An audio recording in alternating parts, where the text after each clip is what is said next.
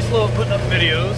If you watch the last one, you'll see that in that I mentioned that I broke my leg.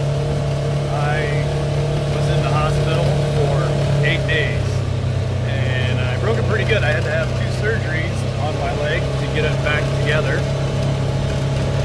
I don't know. Did something dumb. Fell off the ladder, taking down a door that was damaged by the wind. I wanted to take that door down because it was going to mess up. There was another door next to it. It was messing up. So I wanted to make sure I saved that. And I ended up breaking it bad enough that first I called my wife and thought, you better come get me. I'm going to need a ride to the hospital, probably, doctor at least. And laid there and thought about it and thought, this is hurting worse. I don't know. And I used to be an EMT and I'm still a fireman, and I palpated my legs, and did as good of a assessment on myself as you can do, and the pain kept increasing in my left leg, and I palpated several times. I'm like, everything feels the same. I don't know why it hurts so bad, I don't feel any bones poking out or anything. And it really got to hurt, and I called my buddy that's still an EMT, and he lives a couple miles away. I'm like, what you up to? He's like, oh, putting some steel on my garage. I'm like, oh, well, I don't want to bother if you're busy. Goes, no, what's going on? I said, well, I fell off a ladder, and I'm kind of hurt. I think I need a second opinion, and I'll be right there. So he hopped in his pickup, and he shot down here real quick, and he goes, hey, what's up? I said, not me. I'm laying on the ground, kind of in a fetal position, because that was my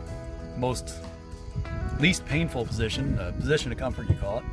And he said, well, can you extend your leg? I said, I don't want to. Can you stand up? I said, I don't want to. He said, well, you know what you need to do? I said, well, I don't want to. I called the ambulance. The ambulance showed up.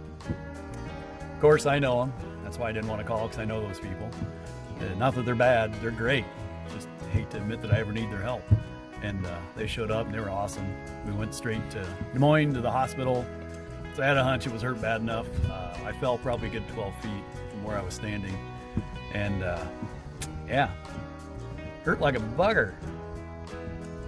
The drugs helped on the way down, but it hurt a lot. And ended up getting x-rays the next morning. They put an external fixator on it, which is a couple rods into my femur and into my lower tibia.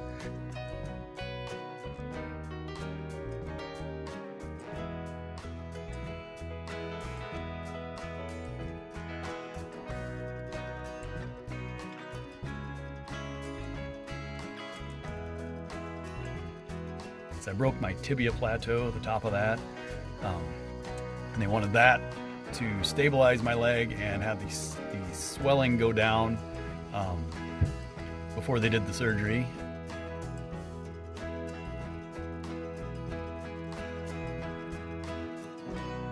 And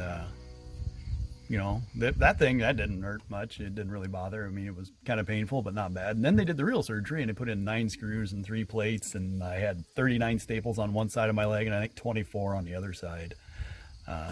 It was pretty painful. I'll put a couple pictures up, but yeah. And I'd been helping everybody else get their storm damage cleaned up, and I had some to do myself, and I was doing it myself.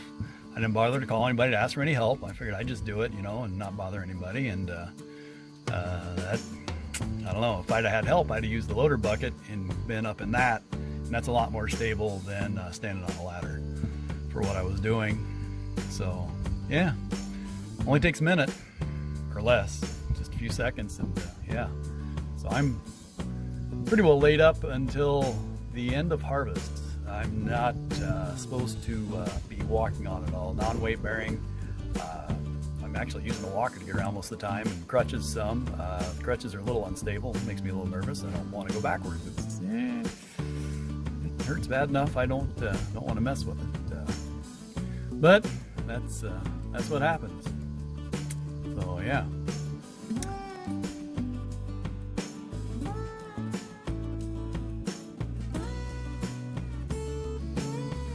This is the scene of the accident. I fell and and landed on the crushed rock. This is a 16-foot door, and there was another sliding door, and it had gotten pushed and broke the hanger up there. If you look right, where is it? Right there. That one was broken, so it was pushing against the door in there, and I didn't want to ruin the new door behind it.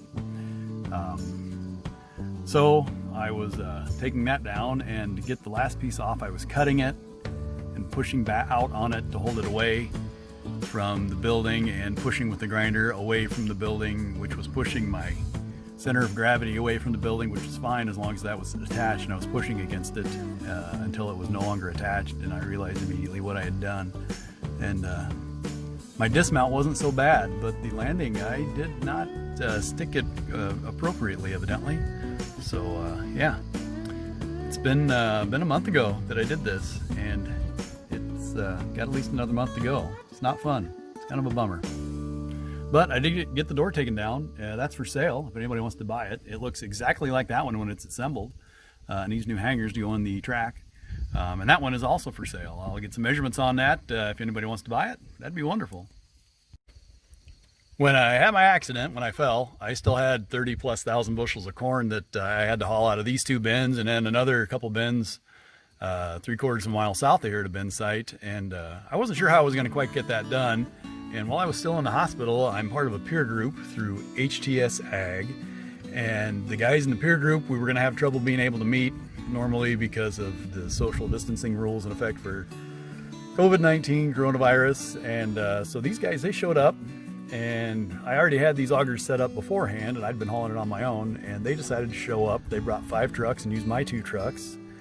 And the first day they started like 8:30, 9 o'clock by the time we got rolling, and we did 28,000 bushels of corn to town in that time. And we were drinking beer in the shop by 5:30, and everybody was and had some pizza, and it was a good deal. We still got to meet. We were going to meet normally. That was our time to meet anyway, and they decided that since we couldn't meet normally, they wanted to come and help me, and I can't express how appreciative I am that those guys showed up. I hope I get everybody thanked on it, but Brad Forstall of 4F Farm showed up first, and he brought his pickup, and then his dad came with the semi, and another guy brought another truck, and Darren Lauritsen came with his semi and a pickup, and Dave Hommel from Hommel Farm showed up, and he drove my truck, did a great job with it.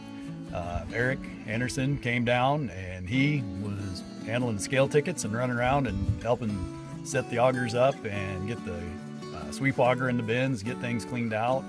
Adam Gittens from HTS was kind of organizing it, and he brought supplied us with lunch and snacks, pizza.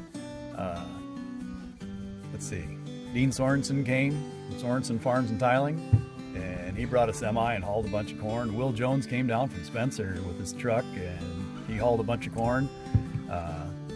He had a good time, I think. Who else? Gosh. I was fortunate enough that the brokerage firm I use for hedging my corn and marketing my grain, Trados, they helped supply the fuel for these guys. I didn't even know they were going to do that. That was great.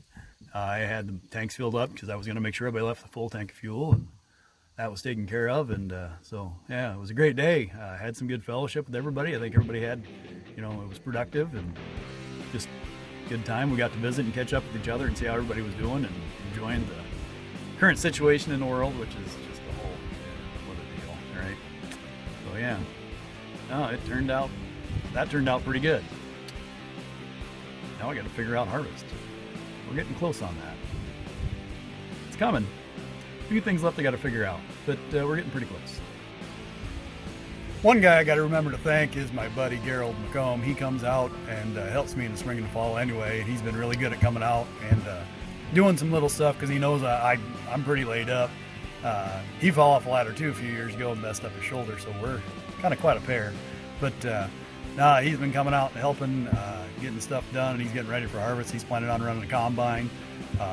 You might run the truck a little bit, and maybe if I can get in the combine, that'd be great. But we'll just wait and see. But I got to make sure I thank Gerald too.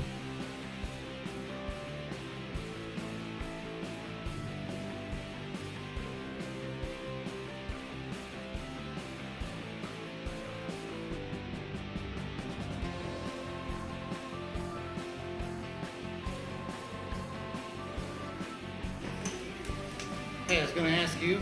Yeah. We're down to Oklahoma State for a college visit. Yep. And in the alumni building on the wall, there's all the hot shots that donate money to Oklahoma State. So there's 4F grant. We'll see if I can tell people how to do this better than I can do it.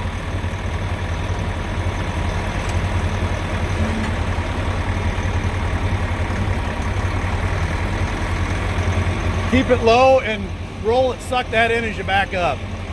Yep.